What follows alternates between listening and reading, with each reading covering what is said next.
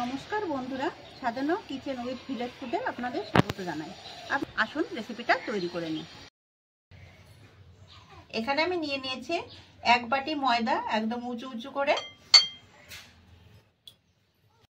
এখানে আমি দিয়ে দেব 1/2 চামচ মতো লবণ,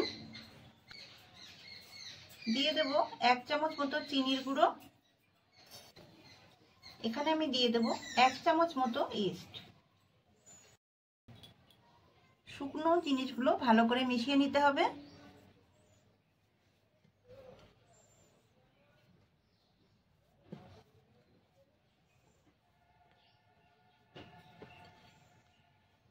ভালো করে মিশিয়ে নিয়েছি। এখানে আমি নিয়ে নিচ্ছি উষ্ণ গরম জল দিয়ে অল্প অল্প করে মেখে নিতে হবে। দিয়ে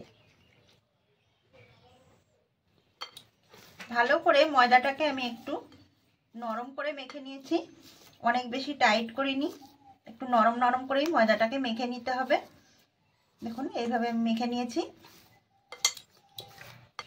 ময়দাটাকে আমি মেখে নিয়েছি, দেখুন এরকম ভাবে আমি মেখে নিয়েছি। এবার এর উপর দিয়ে অল্প করে একটুখানি বাটার লাগাই দেবো। আপনারা চাইলে তেলটাও লাগাই দিতে পারেন। কিছু সময় আমি ঢাকা দিয়ে রেখে দেবো, আর একটু গরম জায়গার মধ্যে এটাকে রেখে দিতে হবে। ঢাকনাটা এবার তুলে নেব। দেখুন কতটা সুন্দরভাবে ফুলে গেছে। এইভাবে একটু মেখে একটু গরম জায়গায় রেখে দিতে হবে, তাহলে খুব সুন্দরভাবে কিন্তু এটা ফুলে যাবে। এবার আমি এর থেকে একটা করে লেচি কেটে নেব। এইভাবে আমি লেচিগুলো করে নেব।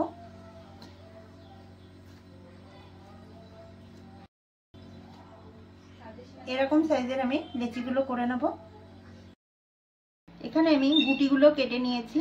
দেখুন আমি এরকম ভাবে সাইজ করে নিয়েছি। এবার এগুলোকে আমি বেলে নেব, ময়দা ছিটিয়ে নেব। এবার একটা করে আমি লেচি নিয়ে নেব। লেচিগুলোকে একটুখানি এইভাবে করে নিতে হবে। এখন একটু ভালো করে স্মুথ করে নিতে হবে। এবার আমি একটু হাত দিয়ে চেপে চেপে নেব, বেলে নেব।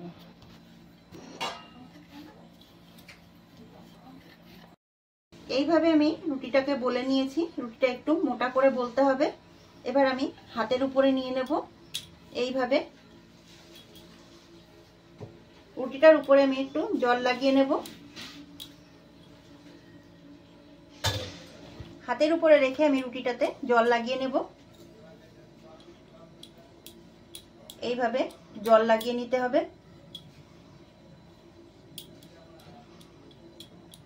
জলটা আমি লাগিয়ে নিয়েছি। যে সাইডটা আমি জল লাগিয়ে নিয়েছি সেটা কিন্তু নিচের দিকে দিয়ে দেব।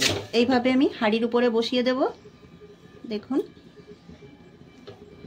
হাঁড়ির উপর আমি লাগিয়ে দিয়েছি। দেখুন এবার ফুলতে শুরু করেছে।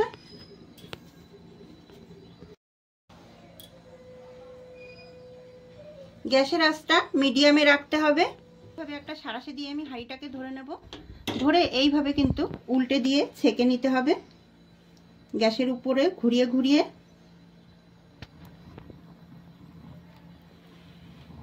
দেখুন কতটা সুন্দরভাবে তৈরি হয়ে গেল। এবার এর উপরে আমি একটু বাটার লাগিয়ে দেব।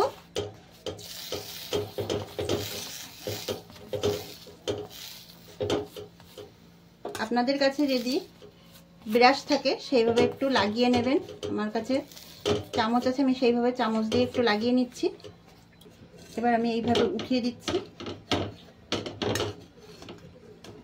দেখুন কতটা সুন্দরভাবে তৈরি হয়ে গেছে একটা বাটার নান। এইভাবেই কিন্তু আমি সবগুলো তৈরি করে নেব। আমি আরেকটাও তৈরি করে নেব।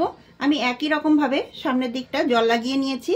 দেখুন সামনের দিকটা কিন্তু এইভাবে উল্টে দিতে হবে, আর এইভাবে সুন্দর করে হাঁড়িতে লাগিয়ে দিতে হবে। গ্যাসের আঁচটা মিডিয়ামে রাখতে হবে। এইভাবে আমি আবারও ছেঁকে নেব। দেখুন গ্যাসের আঁচটা একটুখানি বাড়িয়ে দিতে হবে।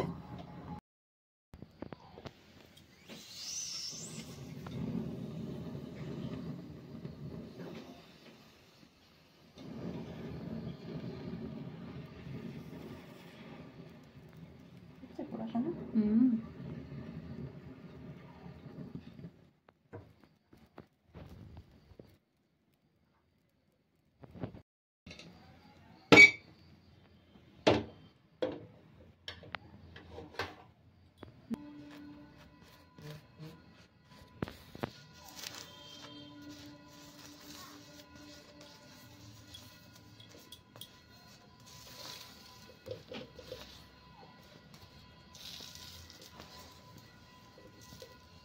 দেখুন সবগুলো বাটার নান কিন্তু আমি তৈরি করে নিয়েছি।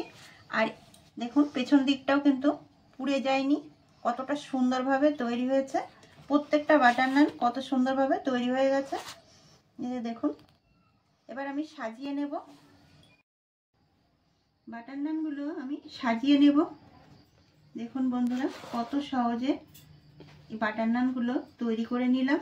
এইভাবে কিন্তু আপনারা খুব সহজে হাঁড়ির উপরে করে রেখে কিংবা প্রেসার কুকারে রেখে এটা কিন্তু তৈরি করে নিতে পারেন।